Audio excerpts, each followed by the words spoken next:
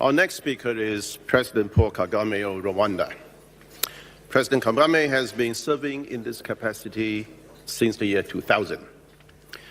He's a central figure in the country's modern history and is credited with leading Rwanda's recovery from the 1994 genocide, transforming it into one of Africa's most stable and economically dynamic countries.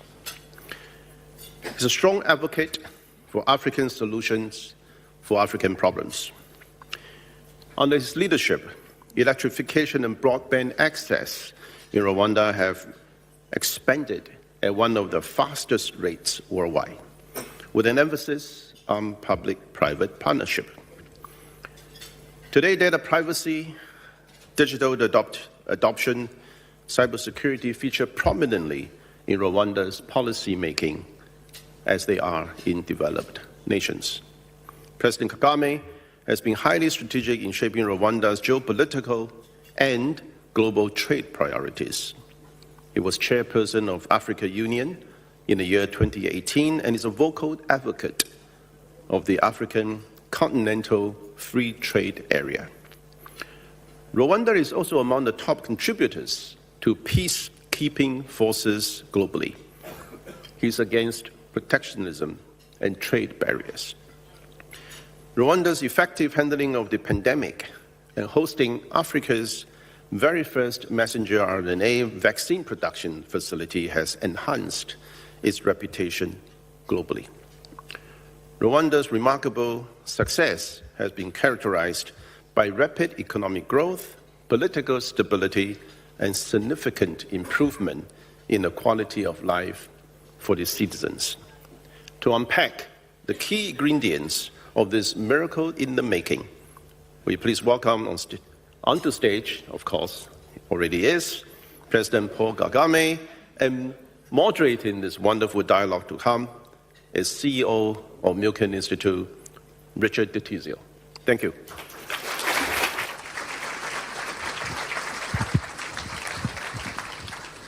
Thank you very much, Robin. Thank you all for coming, and Your Excellency, thank you for being here. I want to start with Rwanda's role on the African continent and the world stage. Rwanda was recently ranked #1 in continental Africa on the Ease of Doing Business Index, a remarkable rise of over 120 spots up that ranking. What do you think 2 or 3 of the most important factors have been in Rwanda's ascendancy as a place to do business? And which roadblocks did you think were most important to remove in order to have that breakthrough? Well, first, we have had a tragic history. Rwanda has had that, but we have left that behind us, and for us to be moving forward successfully, we had to make choices, policy choices, if you will. But it starts with mobilizing everybody in the country to understand why some of those choices are the ones we have to adopt. And one of the things we had to do was to look at, things can't just be addressed through or by politics. Politics is a very good thing, but in as far as politics allows the right environment for other things to happen.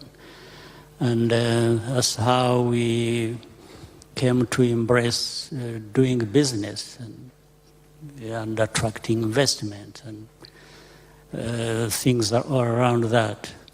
And therefore, we had to figure out how best can we attract investments to our country and allow our own citizens to thrive off of that and do businesses as they should. And we came down to a couple of things in doing business. How do you do it less costly? We created an environment in which people can invest, do business comfortably, securely, and so on and so forth. And that has also to connect with the market, and the wider market. And one of the things we considered was, how do we allow freedom of movement, not only within the country, of course, but even more importantly, across the region and our continent. But how, on the first one, how do people who come in to invest from outside, how do they repatriate their dividends, if I have to?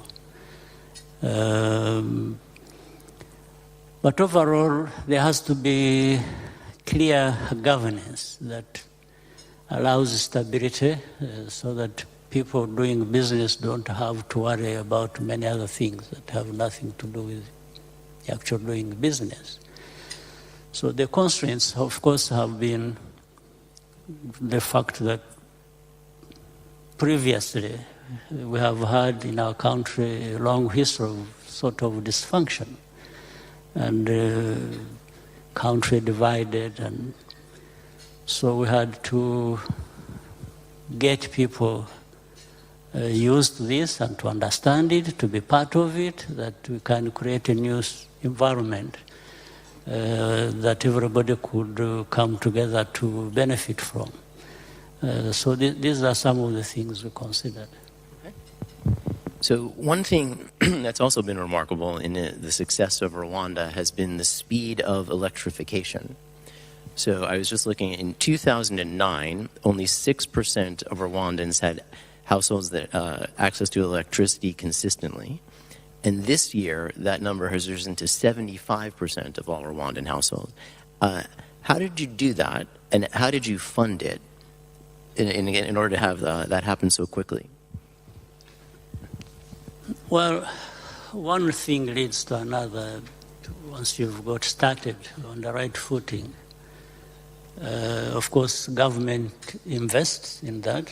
We invest in other things, but we prioritize infrastructure, energy infrastructure for that matter, technology and many other things, and invest in development of skills of our population, and so on and so forth. So in all this, we found energy infrastructure is very important. It enables everything else to happen. Businesses need energy of all kinds. That technology you're talking about requires energy, and so on and so forth. So the financing of that came from government, from partners. We have partners in development who have asked us to indicate our priorities.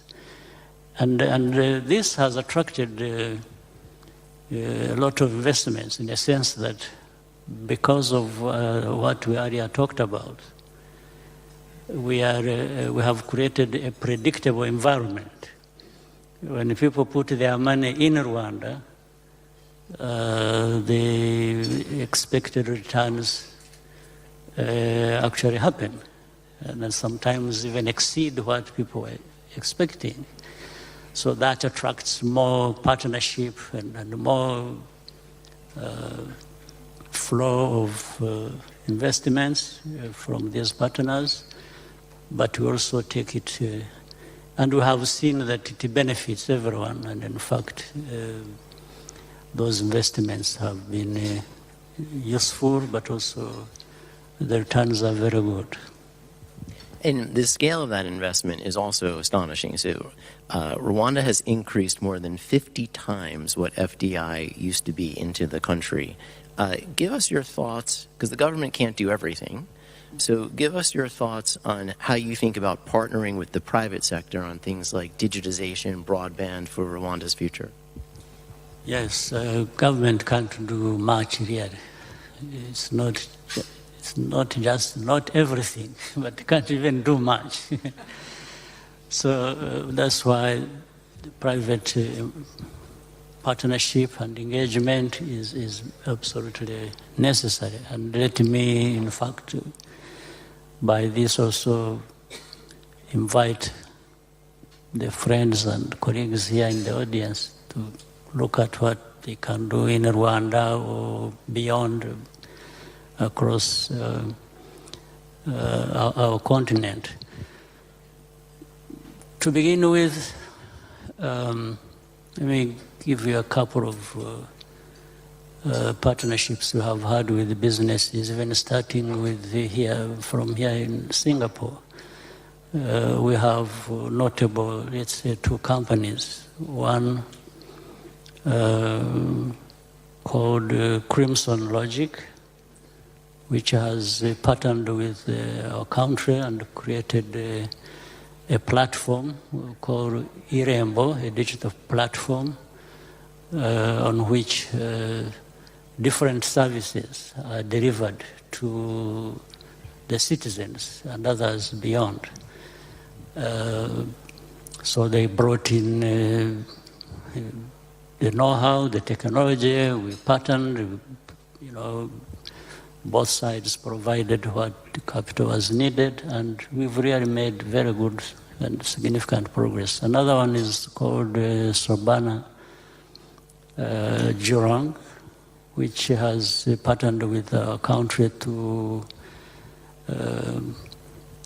draw a master plan for the development of our city, capital, Kigali. And they are now involved in building Kigali Innovation City. So these are the very significant things that private entities can do best, and especially even more when they partner with the government that is interested. And we have partnered with many other groups to develop Kigali International Financial Center, which is developing quite well. So, and more people, because of that background, the stability, the rule of law, the predictive environment, the ease of doing business that you just mentioned, have been capitalized to attract more people to come and invest in Rwanda and work with us and work with, even through Rwanda, to other parts of our continent. So let me stay on something you just mentioned, the rule of law. So the rule of law has been such an important factor of the success realized here in Singapore and around the globe. Yet in some countries today, the judiciary is under attack or its impartiality is being questioned. How has the system worked in Rwanda? And what can other countries take from your example? Well, for us, we learn a lot from our history, from other people, from different experiences. Obviously and inevitably, there are all kinds of problems across the world. We try and shape our own world in Rwanda, bearing in mind and trying to learn from those mistakes that are made across the world. So we make sure we insist on stabilizing our situation and openly and freely engaging with the rest of the world. And based on the choices we have made, I pointed to earlier, we tend to concentrate on what is likely to work for us, and if there are other people who have like minds who can work together, so that if they think what we are doing benefits them, then we go along and work with them. And if we find that other things are working well elsewhere, and we can learn from that, we don't hesitate to ask to work with those people, sort of things. But otherwise, if you wanted to look at the problems across the world, you just lose yourself in that. And so we tend to concentrate on what we have to do in our country. We look beyond and see what we can learn from that. And in the process also learn to navigate through these complexities that the world provides, and that in itself has its own lessons to learn from. Okay, I want to pivot a little bit. As you know, one of the pillars that we work on at the Milken Institute is health broadly. So Rwanda had set a goal of universal health coverage in 1999, and today has the highest health insurance coverage across the continent of Africa. Tell us, what were some of the innovations that were necessary to affect that, and how do you see the future of ongoing health coverage in the country? And by the way, some of these good things you are referring to, again, based on the choices you have made and how accountable we hold ourselves and each other, don't happen at a very high cost, you find, in fact. But it's about tapping into every individual's possibilities and involvement. This is what we do. For example, we have people in the health sector who really more or less work voluntarily to a tune of now between 50 and 60,000 people across the country who are involved as the healthcare givers after minimum training, and they help people in the rural areas and on some of the things they can handle.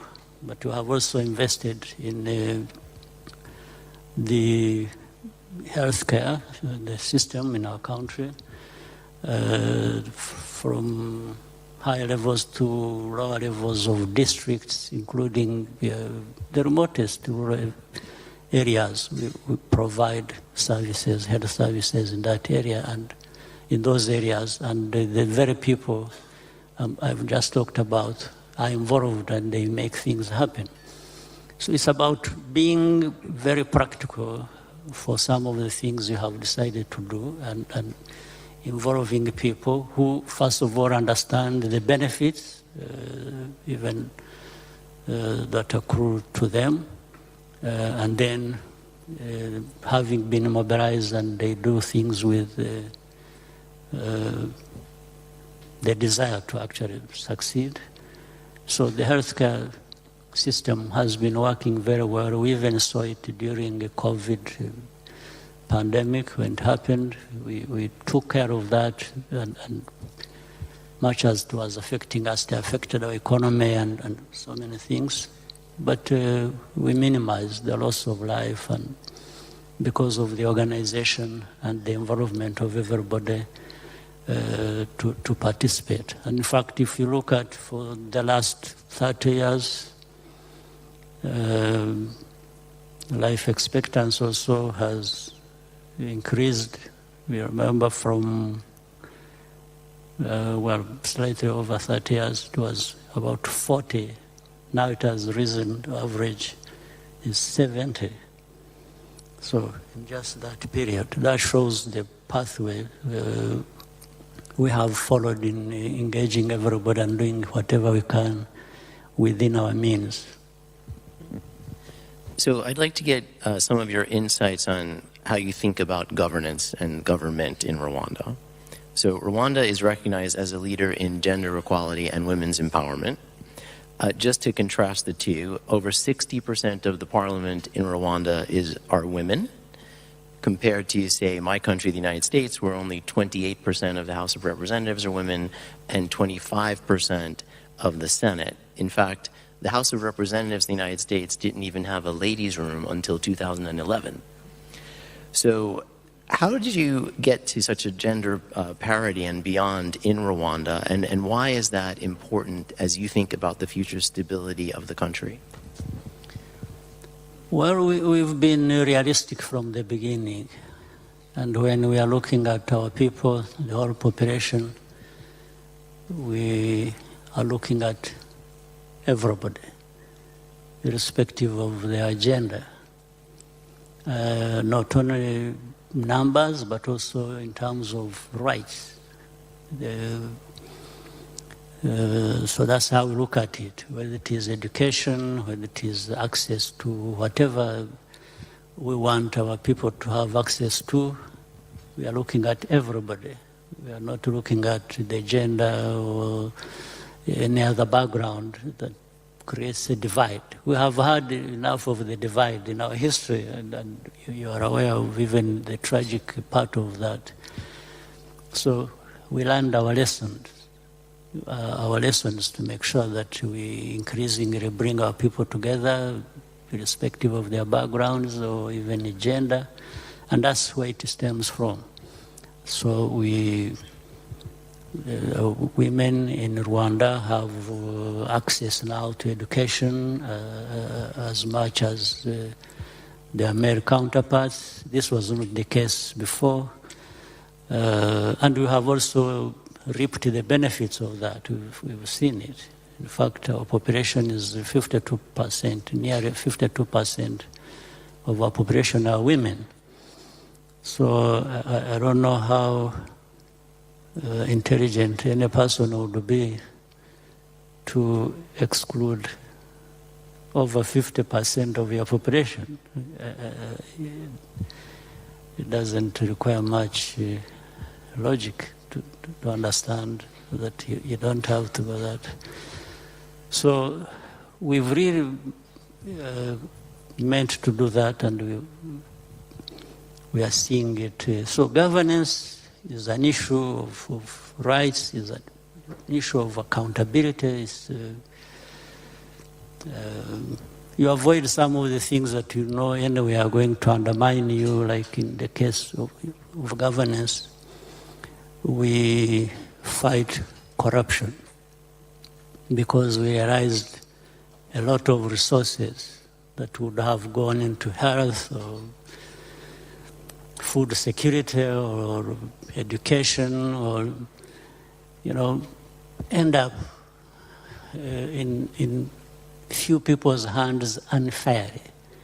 So we've created an environment where people who get involved in that will understand it's not a good thing to be involved in, especially when you are caught. So that is, it's important. It's justice. It's an issue of rights. It's beneficial to everyone. So we take this seriously, and fortunately, by the way, our population,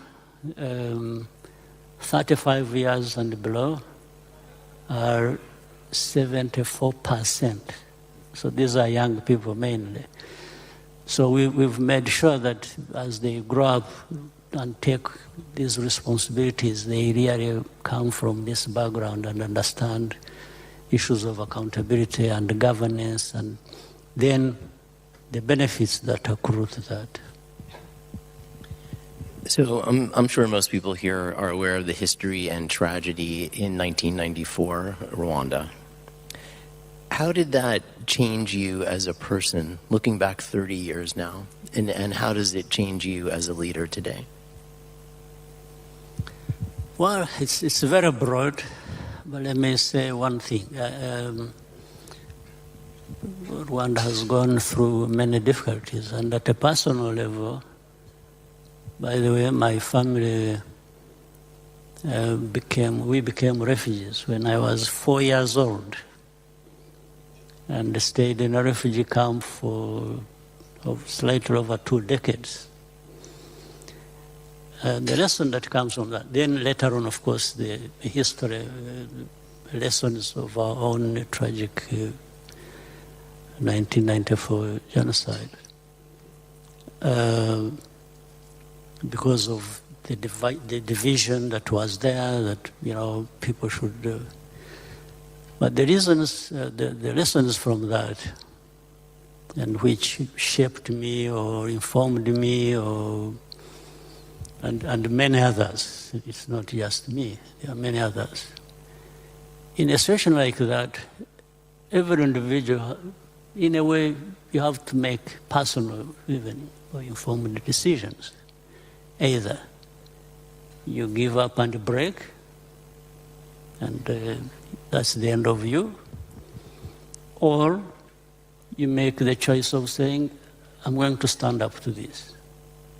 I'm going to give it a fight that I have in me to survive and maybe to make progress. So at a personal level, that happened. So I at some point, and I know it's not just me, it's many in our country, we are faced with individual choices. Do you give up and die? Or do you die fighting? And those of us who made the choice of the latter, that's how these choices. So, today I'm president. I never even lived or fought to be president. It just happened, actually, because of, and when it came, I embraced it. But it's not what I was fighting for. In our struggle, I was fighting for my rights to my country. I was asking myself questions, and that's what many other Rwandans, girls and boys, and men and women, were asking themselves, those who stood up and fought for that.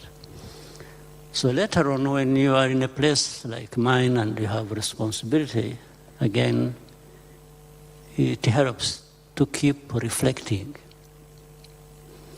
Would you be the same person to make the same mistakes that people made, that made you a refugee or led to loss of lives of so many, and so on and so forth? Or you really want to do your best, humanly possible, to feel satisfied that you are doing the right thing for yourself, but also putting yourself in the shoes of many others. Are they able to stand up to these challenges the way it should happen? And maybe the challenges should be minimized as much as possible. It's what goes on in the minds, at least it does in my mind, whenever I'm going about my responsibilities. I'm a good student of history. So the median age of the population of Rwanda is just below 20, which means more than half of the people weren't even alive in 1994. What is your greatest hope for them and the future of Rwanda? My hope is that the investments they have made and the country has made in them will propel them to a better future and better lives than those of us of our age have lived. And of course, every day we talk to them, we have conversations, we always tell them nothing to be taken for granted. They have really to think about what they want to achieve, what they want to, but I'm looking at the progress being made. I think there's a bright future, and wish prosperity to all our people. And looking at the progress made year in, year out, I think it is achievable, much as it is easy to destroy. Human beings, when they, in our case, our history really gives two lessons. One is what human beings can do that is terrible, including self-destruction. But also there is another side when we recover from all this, that human beings actually have in them the better side that can also move them to a good future that they actually deserve. So we for us in Rwanda, we are between these two things. And as much as we can embrace the second one, which works towards prosperity, so much the better. And I think the young people today whom we talk to every time, and invest in even as a country, we hope they can learn a lasting lesson from all this.